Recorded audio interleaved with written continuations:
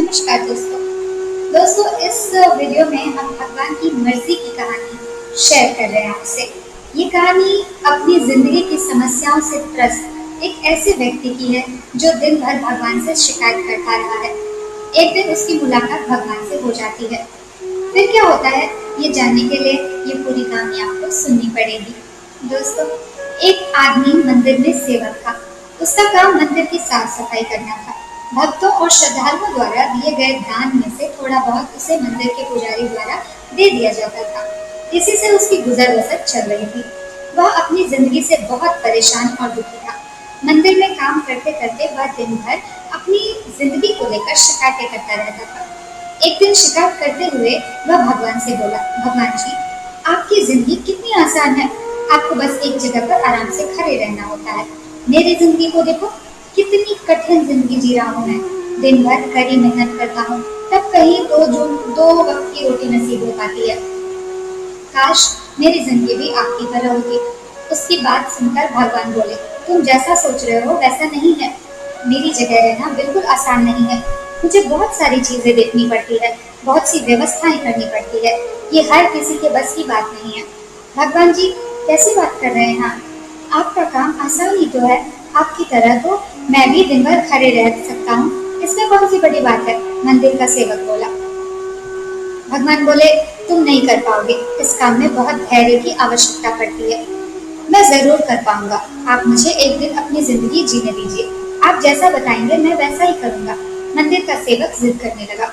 उसकी जिद के आगे भगवान मान गए और बोले, ठीक है, आज पूरा दिन तुम मेरी जिंदगी जियो, मैं तुम्हारी जिंदगी जीता हूँ। लेकिन मेरी जिंदगी जीने के लिए तुम्हें कुछ शर्तें माननी होगी। मैं हर शर्त मानने को तैयार हूँ भगवान जी, सेवक बोला। ठीक है, तो ध्यान से सुनो। मंदिर में दिन भर बहुत से लोग आएंगे और तुमसे बहुत कुछ कहेंगे। कुछ तुम्हें अच्छा बोलेंगे, कुछ बुरा। तुम्हें हर किसी की बात चुपचाप एक जगह मूर्ति की तरह खड़े होकर धैर्य के साथ सुननी है और उन पर कोई प्रतिक्रिया नहीं देनी है। सेवक मान गया। भगवान और उसने अपनी जिंदगी एक दिन के लिए आपस में बदल ली। सेवक भगवान की जगह मूर्ति बनकर खड़ा हो गया। भगवान मंदिर की साफ सफाई का काम निपटाकर वहां से चले गए। कुछ समय बीतने के बाद मंदिर में एक धनी व्यापारी आया। भगवान से प्रार्थना करते हुए बोला, भगवान जी, मैं एक नई फैक्ट्री डाल रहा हूँ। मुझे आशीर्वाद दीजिए कि यह फैक्ट्री अच्छी चले और मैं इससे अच्छा मुनाफा कमा पाऊँ। प्रार्थना करने के बाद वह प्रणाम करने के लिए नीचे झुका तो उसका बटवा गिर गया। जब वहां से वह जाने लगा तो भगवान की जगह खड़े मंदिर सेवक का मन हुआ कि उसे बता दे कि उसका बटवा गिर गया है, लेकिन शर्त के अनुसार उसे चुप रहना था, इसलिए वह कुछ नहीं बोला और खामोश खड़ा रहा। इसके तुरंत बाद एक गरीब आदमी वहां आया और वो बोला भगवान से, भगवान जी, मैं बहुत गरीबी में जीवन काट रहा हूँ। परिवार का पेट पालना है, माँ की दवाई की व्यवस्था करनी है। समझ नहीं पा रहा हूँ कि इतना सब कैसे करूँ। आज देखो, मेरे पास बस 1 रुपया है, इसमें मैं क्या कर पाऊंगा। आप ही कुछ चमत्कार करो और मेरे लिए धन की व्यवस्था कर दो। प्रार्थना के बाद जैसे ही वह जाने को हुआ, उसे नीचे गिरा व्यापारी का बटुआ दिखाई दिया। उसने बटुआ उठा लिया और भगवान को धन्यवाद देते हुए बोला, भगवान, आप धन्य हैं। आपने मेरी प्रार्थना इतनी जल्दी सुन ली। इन पैसों से मेरा परिवार कुछ दिन तक भोजन कर सकता है। माँ की दवाई की भी व्यवस्था हो जाएगी। भगवान को धन्यवाद देकर वह वहां से जाने लगा। तब भगवान बने मंदिर के सेवक का मन हुआ कि उसे बता दे कि वह बटुआ तो व्यापारी का है, उसे मैंने नहीं दिया है। वह जो कर रहा है वह चोरी है। लेकिन वह चुप रहने के लिए विवश था, इसलिए मन मारकर चुपचाप खड़ा रहा। मंदिर में आने वाला तीसरा व्यक्ति एक नाविक था। वह 14 दिन के लिए समुद्र यात्रा पर जा रहा था। भगवान से उसने प्रार्थना की कि उसकी यात्रा सुरक्षित रहे और वह सकुशल वापस आ सके। वह प्रार्थना कर ही रहा था कि धनी व्यापारी वहां आ गया। वह अपने साथ पुलिस भी लेकर आया था। नाविक को देखकर वह पुलिस से बोला, मेरे बाद ये मंदिर आया है, जरूर इसने ही मेरा बटुआ चुराया होगा। आप इसे गिरफ्तार कर लीजिए। पुलिस नाविक को पकड़कर ले जाने लगी। भगवान बने आदमी को अपने सामने होता ये सब अन्याय सहन नहीं हुआ। शर्त के अनुसार उसे चुप रहना था, लेकिन उसे लगा कि बहुत गलत हो चुका है।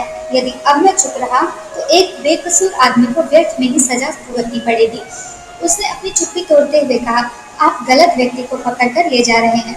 ये बटुआ इस नाविक ने नहीं लिया, बल्कि इसके पहले आए एक गरीब व्यक्ति ने चुराया है। मैं भगवान हूँ और मैंने सब देखा है। पुलिस भगवान की बात कैसे नहीं मानती? उनकी बात मानकर उन्होंने नाविक को छोड़ दिया और उस गरीब आदमी को पकड़ लिया जिसने बटुआ चुराया था। शाम को जब भगवान वापस आए तो मंदिर के सेवक ने पूरे दिन का वृतांत सुनाते हुए उन्हें गर्व के साथ बताया कि आज मैंने एक व्यक्ति के साथ अन्याय होने से रोका है। देखिए, आपकी जिंदगी जीकर आज मैंने कितना अच्छा काम किया है। उसकी बात सुनकर भगवान बोले, तुमने क्या किया? मैंने तुमसे कहा था कि चुपचाप मूर्ति बनकर खड़े रहना, लेकिन वैसा ना कर तुमने मेरी पूरी योजना पर पानी फेर दिया। उस धनी व्यापारी ने बुरे कर्मों द्वारा इतना धन कमाया है, यदि मैं उसमें से कुछ पैसे गरीब आदमी को दे देता, गरीब आदमी को मिल जाते तो उसका भला हो जाता और व्यापारी के पाप भी कुछ कम हो जाते। जिस नाविक को तुमने समुद्री यात्रा पर भेज दिया है वह अब जीवित वापस नहीं आ पाएगा। समुद्र में बहुत बड़ा तूफान आने वाला है। यदि वह कुछ दिन जेल में रहता तो कम से कम बच जाता।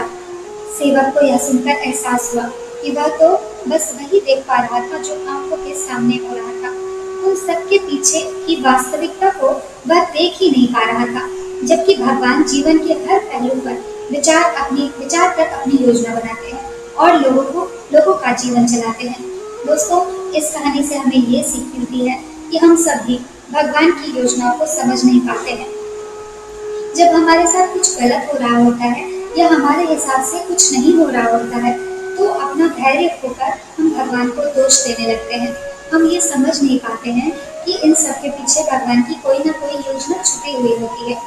ऐसे समय में हमें भगवान पर विश्वास रखकर धैर्य धारण करने की आवश्यकता है।